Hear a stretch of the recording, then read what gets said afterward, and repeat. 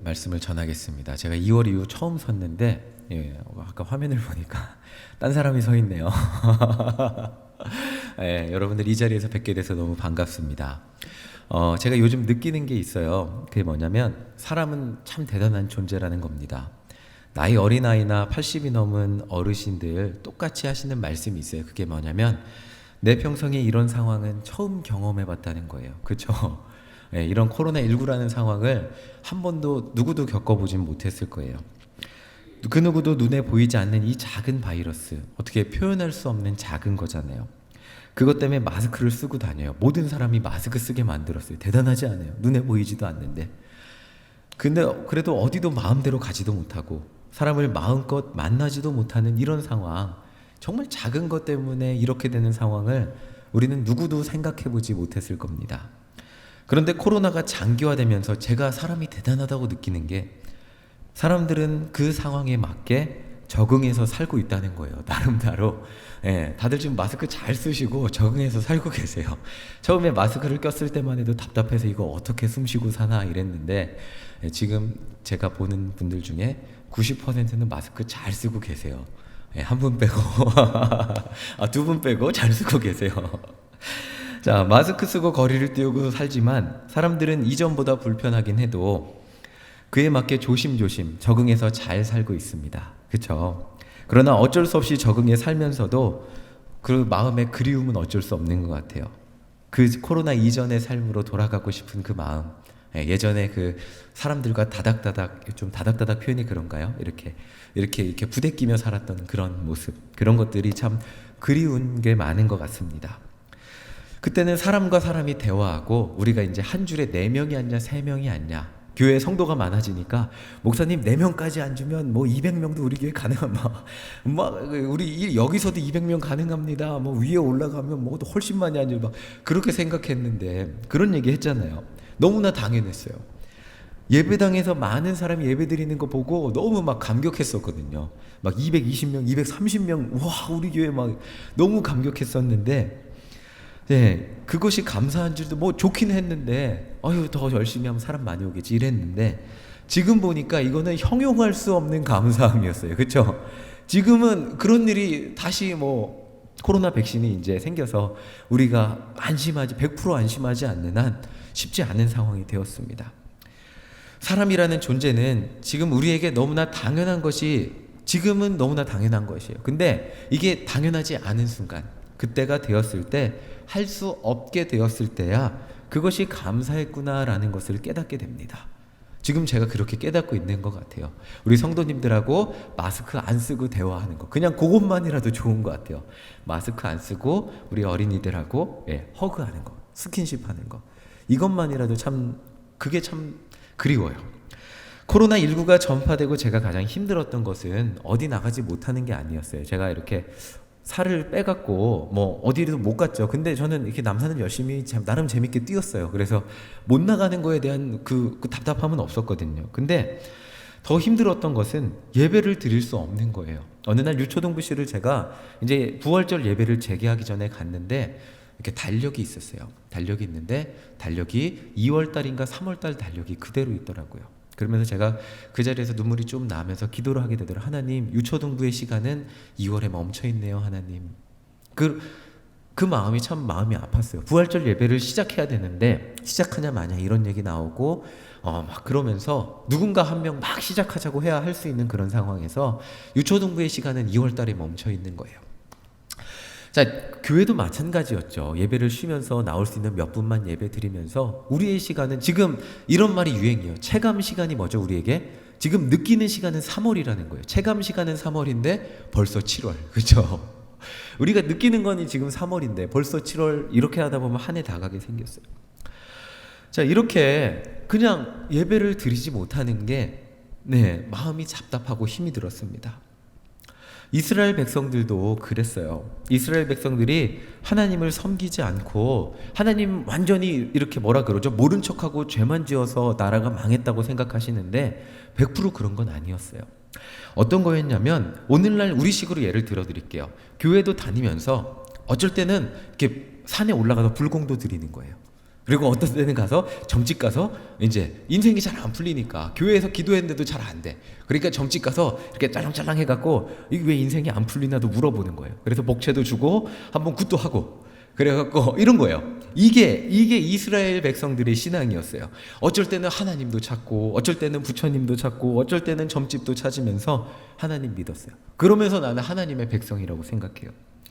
그렇게 믿은 결론은 나라가 망하는 거였죠. 그러니까 너 하나님 똑바로 믿었냐? 똑바로 안 믿었잖아.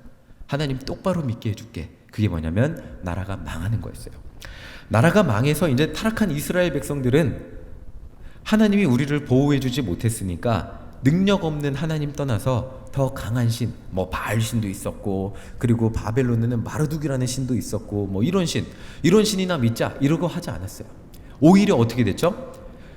오히려 이렇게 됐죠. 다니엘 3장 17, 18절 우리 함께 읽어보겠습니다. 우리 함께 읽어보겠습니다. 시작. 왕이여 우리가 섬기는 하나님이 계시다면 우리를 맹렬히 타는 풀무불 가운데에서 능히 건져내시겠고 왕의 손에서도 건져내시리이다.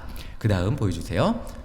18절 함께 읽겠습니다. 그렇게 하지 아니하실지라도 왕이여 우리가 왕의 신들을 섬기지도 아니하고 왕이 세우신 금 신상에게 절하지도 아니할 줄을 아옵소서. 자, 그전에는 마음 편히 우상 숭배 잘하던 백성들이 나라가 망하니까 오히려 마음이 결집되기 시작했어요. 하나님 믿어야 돼. 우리가 이제 하나님만 붙잡아야 돼. 자, 이 당시에는 힘 있는 나라의 신이 가장 강한 신이라고, 진짜 신이라고 믿었는데, 그렇다면 이 당시 상식은 바벨론이 믿는 마르둑을 믿는 게 상식이었어요. 그 신이 진짜 신이었거든요. 근데 바벨론의 왕은 그러니까 마르둑을 믿는 그 마르둑과 그리고 자기의 신상을 만들어서 이제 백성들에게 절하게 만들었어요. 근데 이 상황에서 다니엘의 세 친구는 이렇게 고백을 한 거죠. 우리는 하나님을 믿는 하나님의 백성입니다. 절하지 않겠습니다. 자, 우리가 믿는 하나님은 살아계시고 우리를 지키고 보호하여 주실 것입니다.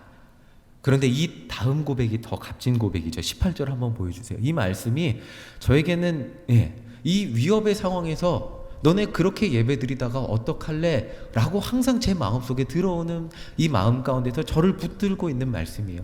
그렇게 하지 아니하실지라도 왕이여 우리가 왕의 신들을 섬기지 않겠습니다.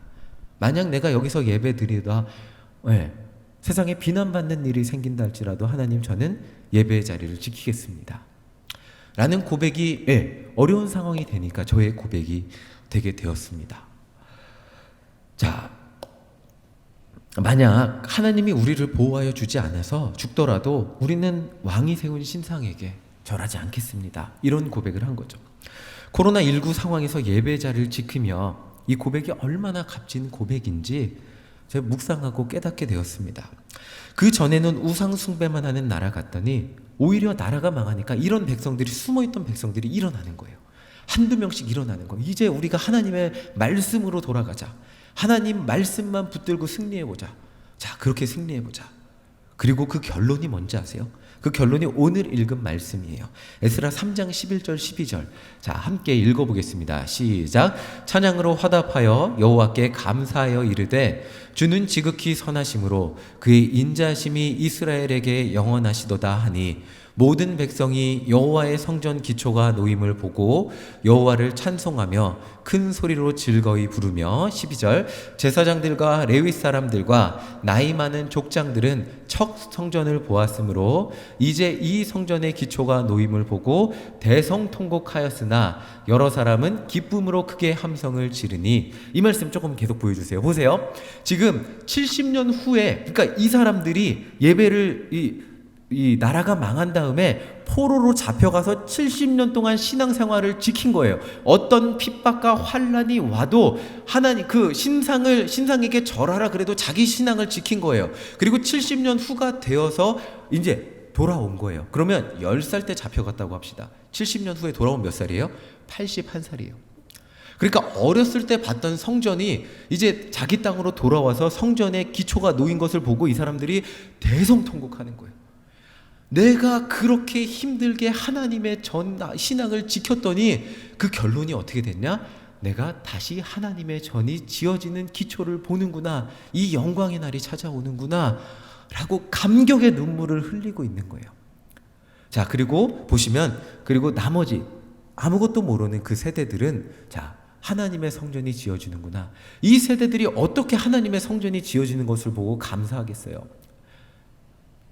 이것은 다니엘과 같은, 그리고 아까 다니엘의 세 친구와 같은 이 유다인들이 포로로 잡혀간 그 땅에서도 포기하지 않고 길을 갈 때나 집에 있을 때나 하나님의 말씀을 신명기 말씀대로 자녀에게 부지런히 가르쳤기 때문에, 신앙이 전승되었기 때문에 이 자녀들이 바벨론의 문화에서 자라면서도 자기 신앙을 지킨 거예요. 흔들리지 않은 거예요. 그리고 유다 조상의 땅, 부모님의 땅으로 돌아와서 성전을 짓게 된 거예요. 그리고 감사의 찬양을 부르게 된 거죠. 정말 꿈꾸던 일이 일어났으니까. 이게 어떻게 가능한 일이냐? 신앙의 전승이 되었기 때문입니다. 이 코로나19 상황에서 제가 묵상하고 있는 것은 이것입니다. 지금 우리가 이전과 같이 예배 드릴 수 없죠. 이전과 같이 우리가 교회 사역을 할 수 없고, 이전과 같이 막 적극적으로 할 수 없습니다. 그런데 중요한 것이 있다면 우리가 정말 신앙의 전승은 놓치지 않아야 된다는 겁니다. 우리가 다음 세대들, 우리 어린이들에게 위기 상황에서 하나님을 어떻게 붙들어야 되는지 바르게 가르쳐 줘야 된다는 겁니다. 정말 중요하죠.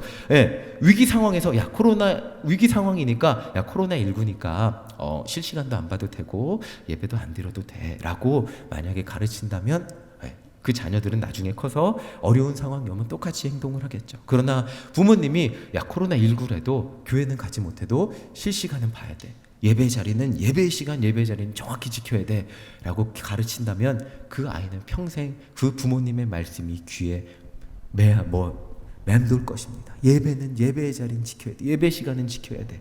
그리고 만약에 부모가 무슨 일이 있어도 예배의 자리는 참석해야 된다라고 가르친다면 그 아이는 평생 예배의 자리를 떠나지 않는 아이가 될 것입니다. 회복의 때가 왔을 때 정말 하나님 앞에 예배 드릴 수 있으므로 감사하는 자녀가 될 수 있다는 거죠. 자, 코로나19라는 상황이 우리는 처음에 3개월이면 끝날 줄 알았어요. 그래서 한 달만, 두 달만 조심하자. 교회도 문 닫고 몇 달만 실시간으로 예배를 드려보자 그랬습니다. 그렇게 2020년 2월에 시작해서 우리는 5월이면 끝날 줄 알았어요. 근데 지금 7월이잖아요. 우리는 여전히 마스크를 쓰고 있습니다. 이 기간이 길어지면서 우리는 많은 것들을 배우고 있어요. 그중 한 가지는 제 경험으로 배운 것은 실시간 예배의 한계입니다. 우리는 코로나19라는 상황을 처음 맞닥뜨리면서 실시간 예배라는 대안이 있음에 감사드렸어요. 우리 교회 진짜 빠르게 대처했어요. 다른 지방의 어느 교회보다도 처음에 이렇게 막 아이폰으로 처음에 첫 주에 쏘고, 그 다음에 저희가 장비 사서 바로 송출하고, 그렇게 빨리 송출할 수 있음에 감사했습니다. 근데 코로나19가 장기화되고 있는 요즘 많은 성도들이 실시간보다 성전에서 드리는 예배를 그리워하고 있습니다. 이게 왜 그럴까요? 사실 코로나 이전에도 컴퓨터로, 핸드폰으로, TV로 충분히 예배 드릴 수 있었어요. 생각해보세요. 큰 교회 홈페이지 가면 예배 다 중계해줘요. 그렇죠? 앉아서 틀기만 하면 돼요. 그리고 여러 기독교 방송들, 저보다 훨씬 설교 잘하는 목사님 설교 너무나 쉽게 들을 수 있습니다. TV만 틀면 그럼에도 불구하고 우리나라 99%의 성도들은 주일에 자기 교회에서 성전에서 예배 드려야 예배를 드렸다고 고백하고 있었습니다. 그 이유는 예배는 성전에서 하나님께 드리는 것이기 때문이에요. 공간의 언어가 있잖아요. 우리 다 알고 있잖아요. 그렇죠? 공부는 도서실에서 해야 독서실에서 잘 돼. 집에서 하면 잘 안 되잖아요. 그렇죠? 자, 예배는 하나님이 임재하는 거룩한 성전에서 드리는 거잖아요. 그리고 그곳에서 하나님 만나는 거잖아요. 우리는 모두가 그것을 알고 있어요. 그러나 어쩔 수 없으니까 차선책으로 실시간 예배를 드렸지만, 실시간으로 예배를 드리면 드릴수록 우리 안에 뭐가 찾아오죠? 예배를 드렸다는 그 영적 만족감과 감동보다는 뭔가 3% 부족한 것 같은 갈증이 우리에게 찾아오기 시작합니다. 뭔가 실시간으로 예배를 드렸음에도 불구하고 내 가슴을 다 채워주지 않는 뭔가가 있어요. 자, 한국 기독교 목회자 협의회 통계를 보면 교회를 나오지 않는 성도들 중에 62%만 실시간 예배를 드린다고 해요. 안타깝게도 38%는 예배 안 드린대요. 그리고 온라인 예배를 드리는 사람 중에 62% 중에 10명 중 1명은 자기 교회 예배 안 드린대요. 그게 자기 교회가 실시간 예배 송출 안 할 수도 있고 또 더 큰 교회 예배 드린다고 합니다. 바로 이것이 실시간 예배의 한계입니다. 교회와 거리가 멀어지고 마음이 멀어지고 특히 나를 사랑해 주시는 우리 목사님 그리고 우리 성도님, 장로님, 권사님, 속장님 거리가 멀어지면 굳이 우리 교회가 아니라도 상관이 없어지는 것입니다. 자, 이렇게 교회들이 겪고 있는 어려움은 이런 식으로 실시간 예배 자체에 대한 관심이 점점 사라진다는 거예요. 이렇게 관계가 멀어지다 보면 실시간 예배 자체에 대한 관심이 사라져요. 실시간으로 예배 드리면 우리의 신앙이 이전과 같이 지켜질 줄 알았는데 점점 우리의 마음은 자연스럽게 아주 조금씩 멀어지고 있죠. 그러다가 결국 관계가 멀어지면 우리 교회 실시간 예배는 그냥 다른 교회 인터넷 예배 방송 중 하나, 조금 더 내가 아는 목사님의 예배, 요 정도가 될 수도 있다는 거죠. 자, 이게 정말 안타깝게도 이제 새가족들이나 우리 교회 학교 어린이들에게는 더욱더 심각합니다. 처음에는 믿지 않는 부모님들이 아유 선생님들 영상 만들어 주셔서 감사해요 이랬는데, 그리고 아이들과 같이 예배를 드려 주셨어요. 근데 점점 한 주, 두 주 이 부모님들이 교회를 안 나오기 때문에 예배를 드려 주시는 빈도가 낮아지기 시작합니다. 장기화되면서 그 부모님들 캠핑 가야죠. 그렇죠? 주말에 캠핑 가고 아이들하고 놀아줘야지. 부모님들은 예배의 중요성을 모르거든요. 코로나19가 시작된 시점에는 밝게 연락이 잘 되던 부모님들도 코로나19가 장기화되면서 점점 부담스러워 하시는 게 느껴집니다. 처음에는 코로나 끝나면 빨리 만나요 하시던 분들도 이제는 언제 끝날지 모르는 코로나 상황에서 자녀를 보내는 게 부담스러워하는 게 느껴집니다. 교회 연락이 제 전화가 부담스러운 분들이 계세요. 자, 이런 것들을 경험하면서 코로나19가 장기화되고 아무리 실시간 콘텐츠를 잘 만들어도 진짜로 얼굴 보는 사이 그 관계가 멀어지면 결국에는 교회와 멀어질 수밖에 없다는 것을 깨닫게 됩니다. 교회가 아무리 콘텐츠를 잘 만들어도 인터넷 스타 유튜버들보다 잘 만들 수 없죠. 그 사람들은 PD가 있고 찍고 편집하는 사람이 다 따로 있는데, 그리고 그 사람들이 하는 고민도 똑같아요.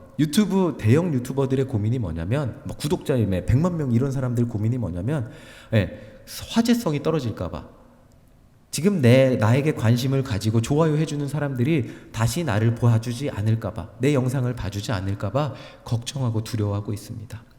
이렇게 교회 학교 어린이들, 특히 부모님들이 교회 다니지 않는 학생들은 이제 빠른 속도로 교회와 멀어지고 있어요. 예수님을 잊게 되고 있습니다. 자, 그래서 제 마음에서 한 5월쯤 되니까 4월 말쯤 되니까 굉장히 답답해지기 시작했습니다. 이거 어떻게, 원래 5월에는 저희가 코로나가 끝나고 계획을 했어요. 부모님 초청해갖고 아이들하고 고기도 구워 먹고 막 이렇게 재밌게 하자 그랬는데 5월 상황 아시잖아요. 뭐 할 수가 없는 상황이 됐어요. 이러한 위기 속에서 담임 목사님께 여쭤보고 전사님들하고 회의하고 기도하면서 한 것이 있어요. 그것은 어린이날 선물을 저희가 배달 가는 거예요. 배달 갔어요. 사실 처음에는 안 믿는 부모님들이 싫어할 줄 알았어요. 저희 전화해서 저희 찾아가겠습니다. 선물 갖고 갈게요. 그러면 어떠실 것 같아요? 한번 생각해 보세요. 아유 부담스러워요. 그 목사님 오셨다가 우리의 코로나 옮으면 어떡해요. 이럴 줄 알았어요. 근데 5월 한 달 동안 어린이들 만나러 돌아다니면서 제가 배우고 느낀 게 있어요. 그것은 사람은 사람을 그리워한다는 거예요. 코로나19의 상황 속에서 모든 사람들은 지금 사람을 그리워하는 상황으로 들어갔더라고요. 만나지도 못하게 하고 사람 많은 장소 가지도 못하게 하고 어디 가지도 못하게 하니까 특히 어린아이들도 굉장히 사람을 그리워합니다. 그동안 어린이들 집에만 있으면서 아무도 만나지 못하고 외로운 시간을 보냈더라고요. 제가 처음에 간 집이 유치원에 졸업해서 유초등부로 올라온, 그러니까 부모님이 교회 안 나오는 만리동에 있는 집이었는데 사실 코로나19 상황이라서 저희 방문 부담스러워할 줄 알고 제가 잔뜩 긴장하고 기도하면서 갔어요. 막 이렇게 하나님 어떻게 하죠? 긴장하고 갔어요. 근데 그 부모님 웃으면서 나오는 거예요. 예, 그러면서 만나고 애들은 나와서 목사님 하고 저를 안아주더라고요. 얼마나 만났다고. 그 아이들이 3월까지 나오고 한 번도 안 나오고 3달 만나고 안아주더라고요. 제가 너무 고마웠어요. 그렇게 아이들을 만나기 시작해서 매주 한두 명의 아이들을 만나러 다녔어요. 만나서 특별한 것을 하진 않았어요. 햄버거도 먹고 롯데리아 가고 베스킨라빈스 가고 그냥 놀이터에서 앉아서 그네 타고. 근데 아이들 반응이 진짜 극적으로 너무너무 좋아했습니다. 제가 이제 집에 가려고 그러면 목사님 집에 가지 마세요. 왜 가세요? 더 놀다 가세요. 그 대부분의 아이들이 그랬어요. 이렇게 아이들과 관계가 맺어지니까 지금 당장 교회를 나오지 못해도 제가 그 집 할머니한테 전화하면 할머니가 안 받고 애들이 받아요. 아, 목사님이다. 그리고 목사님 안녕하세요. 그리고 애들이 받고. 그리고 얼마 전에 그저께 전화 왔어요. 주일날 전화 왔는데 목사님 이번 주에 교회 가지 못해서 죄송해요. 근데 저희 집에 언제 놀러 올 거예요? 자기네 집이 성남인데. 저보고 성남 당연하게 놀러 오래요. 그래갖고 자기도 오고 싶은데 부모님이 안 와서 못 온대요. 그 전보다 이렇게 한번 가서 만나니까 훨씬 밝고 친밀하게 전화를 받고 있습니다. 자, 그때 제가 성남 갔다 왔을 때 이 교회를 한 3번 정도 나온 부모님이었어요. 근데 저한테 부모님이 전화가 왔어요. 목사님 정말 감사합니다. 성남이 어디라고 여기까지 오세요. 우리 애가 목사님 좋아하는 이유를 알겠어요. 이게 너무 제 얘기만 하는 것 같아요. 그런데 저도 꼭 우리 아이 데리고 교회 갈게요. 그랬는데 그 부모님이 아이 데리고 왔는데 교회는 못 들어오시고 이렇게 들어오세요 그랬는데 지나가시더라고요. 아이만 교회 들어왔어요. 자, 이렇게 재미있는 사실은 아이들에게 잘해주니까 부모님의 마음이 열리는 것을 제가 느끼게 되고 있어요. 제가 어린이집 선물을 들고 가면서 또 가장 많이 긴장했던 집이 그림 보여주세요. 사진 보여주세요. 이 집이에요. 이게 제가 설교할 때 몇 번 보여드렸던 쌍둥이, 이제 하민이 친구 쌍둥이네 집인데 삼전동으로 이사를 갔어요. 그래서 지금은 이제 그 아이들이 교회 차 타고 자기들이 나오기 어려우니까 못 나오는데 어린이날 선물 들고 갔어요. 진짜로 전화도 안 하고 긴장한 상태로 이 부모님이 저 한 번도 얘기해 본 적 없거든요. 인스타그램, 그러니까 그 친구기만 해요. 서로 좋아요만 누르는 사이인데 그냥 긴장한 상태로 들어갔어요. 그래서 제가 쭈뼛쭈뼛 마스크 쓰고 들어가니까 직원이 어디 찾아오셨어요? 그래갖고 제가 저기 우섭이 규섭이 어머니 만나러 왔습니다. 그랬더니 그 직원이 사장님 우섭이 규섭이 학교 친구 부모님 왔어요 이러더라고요. 그래갖고 부모님 엄마가 올라왔어요. 그랬더니 안녕하세요 저 일신교회 부목사예요. 그랬더니 진짜로 정말로 너무너무 반갑게 맞아주셨어요. 그래서 믹스 커피밖에 없네. 그리고 커피 타주시고 저 집이 비누 만드는 데로 되게 유명한 집인데 비누를 바리바리 싸주시면서 우리 아이 사랑해 주셔서 감사합니다 라고 얘기해 주시더라고요. 믿지 않는 부모님인데 저한테 그렇게 진짜로 우리 아이 사랑해 주셔서 감사합니다 라고 이야기를 해주셨어요.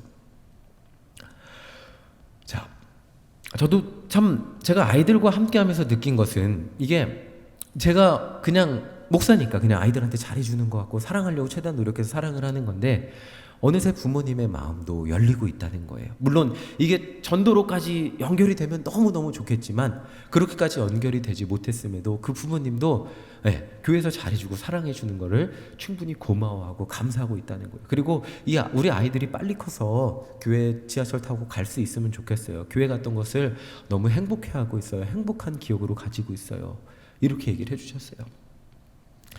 자, 이 아이들, 그리고 제가 어린이들과 함께하면서 느낀 것, 어린이들에게만 적용되는 것은 아니죠. 자, 그 다음 그림 또 한번 보여주세요. 자, 보세요. 이게 지난주 우리 늘푸른 학교 갔던 건데 제가 요즘 셀카에 조금 자신이 생겼습니다. 얼굴 살이 빠지고 사진을 막 고개를 내리시면서 안타까워 하시는데 자, 제가 셀카를 찍는데 저도 나와야 되니까 갔는데 제 깜짝 이거 어르신들은 또 안 반가워할 수도 있잖아요. 긴장하고 갔어요. 또 그날 새벽에 하나님 늘푸른 학교 어른들 만나면 어떡해요 하나님 내가 지금 막 기도해서 긴장했어요. 안 좋아하시면 어떡합니까? 나라에서 어르신들 걸리면 큰일 난다고 겁주는데 어떻게 합니까? 그리고 첫 집을 딱 갔어요. 문이 잠겨 있었어요. 시범 아파트 집인데 문이 잠겨 있었고 아유 쉽지 않겠다 오늘. 두 번째 집을 갔는데 집으로 들어오라 그러더라고요. 그 집 저 처음 들어가 봤어요. 매번 회원노인정 가갖고 매번 예배 드렸던 분인데 어쩔 때는 쌀 줄 때만 오시고 그랬던 분인데 집으로 들어오라 그러더라고요. 깜짝 놀랐어요. 그러면서 시작해갖고 한 집 두 집 가는데 자꾸 집으로 들어오라 그러셔갖고 아유 제가 들어가면 민폐죠. 집 앞에서 기도해드느라고 지난주에 혼이 났어요. 자, 굉장히 반가워하셨거든요. 자, 근데 저만 그랬던 거 아니에요. 저기 우리 늘푸른 학교 나갔던 분들이 모두가 그랬어요. 가신 분들 모두 찾아가서 복음 설명해드리고 축복 기도해드리고 오면 자, 거의 다 대부분 똑같이 얘기했어요. 정말 고마워하고 좋아하셨다고. 자, 모두가 지금 어렵다고, 교회는 힘들다고, 할 수 있는 일이 없다고 얘기를 해요. 근데 찾아보고 방법을 어떻게 기도하면서 방법을 찾고 지혜를 모으다 보니까 예수님의 사랑을 전할 방법은 어딘가에 있더라고요. 그리고 다른 교회는 못한다고 그래요. 어떻게 목사님들, 진짜로요. 제가 전화하면 어떻게 목사님네 교회는 그렇게 했어요? 이번 주에 제가 전화했거든요. 그랬더니 어떻게 도우셨어요? 그랬더니 큰 교회인데 그 교회는 구청 통해서 어려운 이웃 도왔습니다. 이렇게 얘기하는 거예요. 그래서 저희는 직접 가서 만나고 도왔어요. 그랬더니 일신교회는 대단하시네요. 이렇게 얘기를 하더라고요. 근데 실제로 우리가 가서 그분들을 만나고 섬겼을 때 오히려 더 기뻐하고 행복해하는 모습을 보게 되었습니다. 우리를 통해서 하나님의 사랑을 전할 방법은 코로나19 상황 속에서도 여전히 존재하고 있었다는 거예요. 자, 이제 교육부는 어려움 속에서 이제 교회 학교 얘기를 할게요. 포기하지 않고 여름 성경학교를 준비하고 지난주 유치부가 가장 먼저 여름 성경학교를 시작했습니다. 자, 사실 코로나19 상황 속에서 아이들을 만난 그 말씀을 먼저 드려서 그렇지 주일 예배 출석은 아직도 쉽지가 않아요. 많이 나오지 않아요. 아직도 이 주변의 교회들 중에는 여름 성경학교는커녕 교회 학교 주일 예배조차도 어떻게 시작했냐고 저에게 문의 전화 오는 데가 많습니다. 여름 성경학교 역시 안 하는 교회, 아니 못 하는 교회 많죠. 이런 상황 속에서 몇 명이 와도 저희는 여름 사역을 하겠다는 의지를 가지고 지난주 시작했어요. 자, 이 표 한번 보여주세요. 표 보면 자, 이 신앙 형성에 영향을 미치는 요인, 이 자녀들이 4,700명이 대답한 건데 첫 번째가 주일 예배고 자녀들의 신앙성형, 두 번째는 수련회 등 특별 교육. 수련회 때문에 자기가 신앙이 자란다고 고백하고 있어요. 자, 한 영혼이 변화되고 예수님 믿게 되는 데 있어서 가장 중요한 게 주일 예배고 그 다음이 수련회라는 거예요. 자, 저도 사실 여름 수련회 잘못 갔다가 은혜 받고 기도하게 되고 방언 받고 여름 수련회 고2 때 잘못 갔다가 목사로 서원하고 이 자리에 서 있게 되었습니다. 자, 자, 근데 이렇게 중요한 시간인데 여름 사역을 포기할 수가 없는 거예요. 코로나가 시작될 때를 생각해 보면 코로나19 초기에 한 달만 우리가 잘 참으면 코로나 끝날 줄 알았어요. 근데 이제 여름 성경학교도 같은 논리로 이번 연도만 잘 참으면 내년에 잘하면 되지 않냐라고 생각하게 만들고 있어요. 그러나 코로나19 장기화되고 있어요. 내년 여름까지 백신이 개발되며 사라진다는 보장 100% 없고 내년에 또 쉬어야죠, 그러면. 그리고 더 무서운 것은 이제 앞으로 전 세계를 두렵게 하는 전염병은 계속 나타날 겁니다. 메르스도 그렇고 사스도 그렇고. 그럼 그때마다 우리는 여름 성경학교를 쉴 수밖에 없습니다. 우리 아이들의 신앙은 저 아이가 초등학교 1학년인데 매년 쉬면 저희 아이 신앙 어떻게 가르칠까요? 그렇게 간절한 마음으로 저희는 여름 사역을 시작했어요. 그리고 여름 성경학교를 시작했는데 너무 감사하게도 8명 왔어요. 자, 8명 왔어요. 그거밖에 안 오셨어요. 근데 유치부 요즘에 평소에 2명 나왔는데 8명 4배 온 거예요. 대단하죠. 대단하죠. 이 숫자를 이렇게 공개하는 거는 20명, 30명 못 와도 우리는 한다는 거예요. 근데 우리는 2명 가지고 할 생각했는데 하나님이 4배를 보내주셨어요.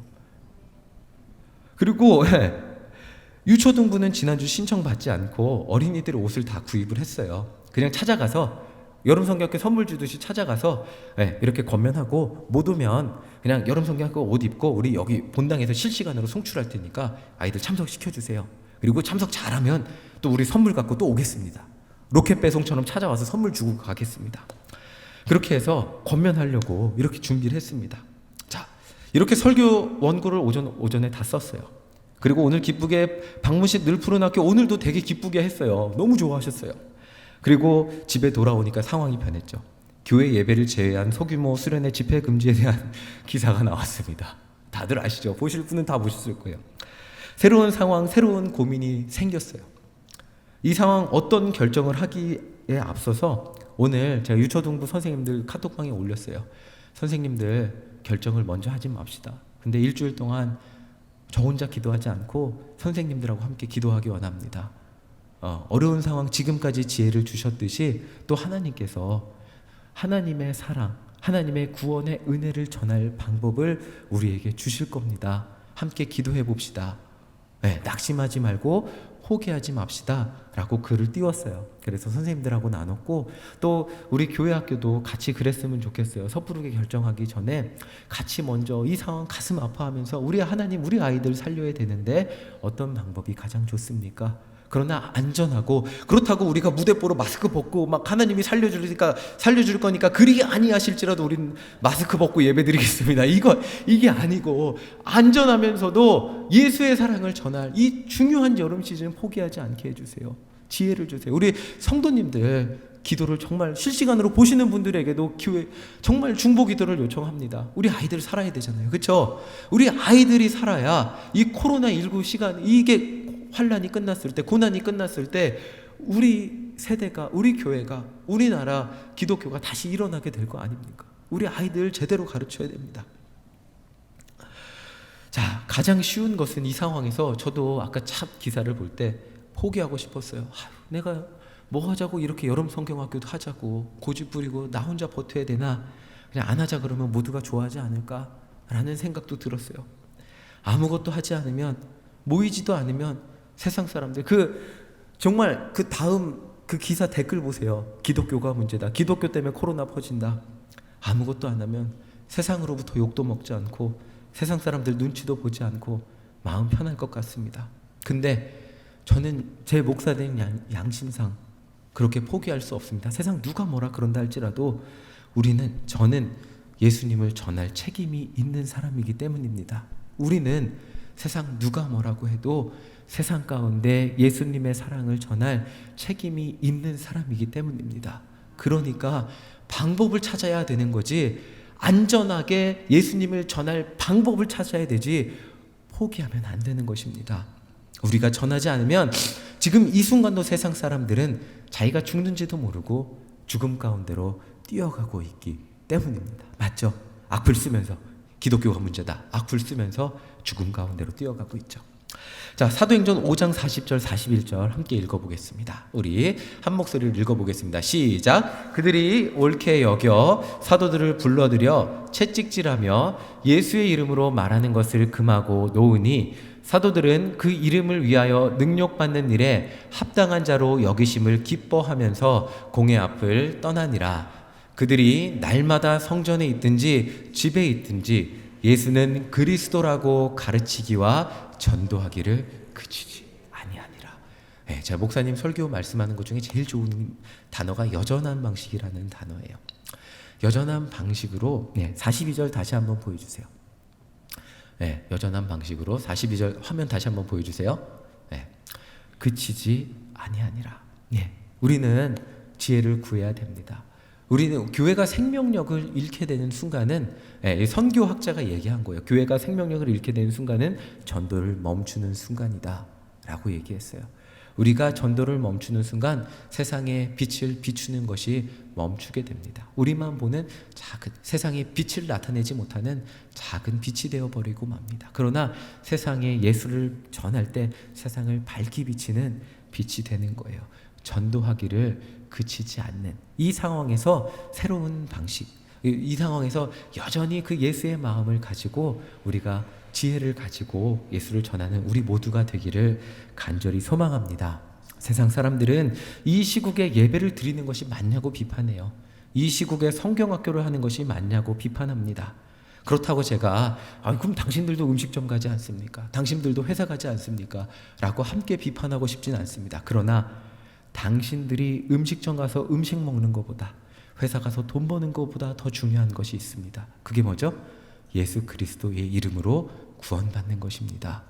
라는 것을 우리가 잊지 않았으면 좋겠습니다.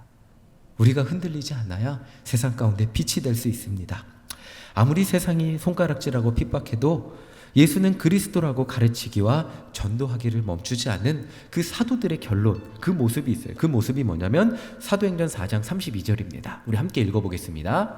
함께 읽겠습니다. 시작. 믿는 무리가 한 마음과 한 뜻이 되어 모든 물건을 서로 통용하고 자기 재물을 조금이라도 자기 것이라 하는 이가 하나도 없더라. 자, 너무 멋지지 않아요? 저는 이 성도님들을 찾아다니면서 이 성도의 교제의 아름다움을 보게 됐어요. 이 성도를 만나니까 너무너무 좋아하시고 행복하시고 잘 되게 해주세요, 축복해 주세요 기도할 때마다 아멘 아멘 하시면서 행복해 하시는 그 모습을 보면서 이게 성도의 그리스도인의 교제구나, 한 마음과 한 뜻이 되는 거구나 라는 것을 깨닫게 되었습니다. 자, 우리가 코로나19 상황 속에서 할 수 있는 게 있어요. 그게 뭘까요? 세상을 향해 마음껏 축복해 주세요. 여러분들 속도원들 향해 마음껏 축복해 주세요.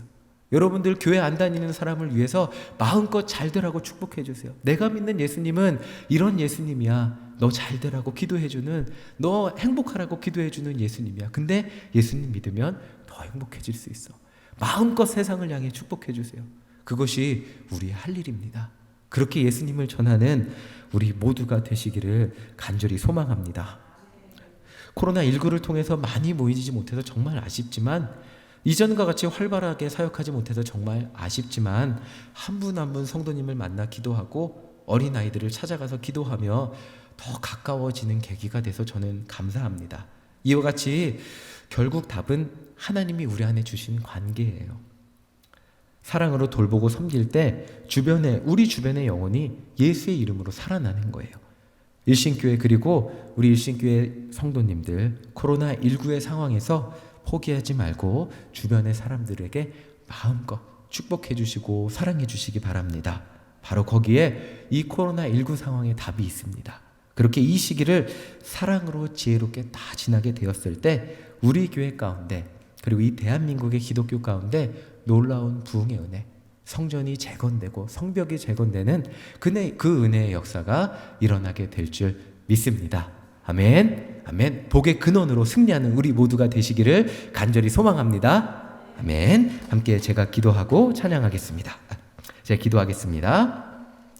하나님, 코로나19라고 모두가 좌절하고 할 수 있는 일이 없다고 고민할 때, 우리가 기도하며 지혜를 모을 때 하나님이 우리에게 할 일을 깨닫게 하셨습니다. 그것은 세상 가운데 나가 예수를 전하는 것이고, 그것은 세상 가운데 나가 예수의 사랑을 전하는 것입니다. 우리 일신교회를 그렇게 예수의 사랑을 전하는 교회로 사용하여 주심에 감사합니다. 우리 담임 목사님, 그리고 우리 사역자들, 우리 장로님들, 그리고 우리 모든 성도님들을 통하여 예수의 사랑이 회원동, 후암동, 그리고 중구와 용산구에 밝히 비춰지는 그런 역사가 일어나게 하여 주시옵소서. 하나님, 우리 교회가 이 어려운 시기에 세상의 빛과 소금의 역할을 감당함에 감사드리오며 우리 주 예수 그리스도의 이름으로 기도하였습니다. 아멘. 도군수 성도님, 하나님 앞에 감사의 예물 드렸습니다. 우리 시간 찬송가 545장 함께 찬양하겠습니다.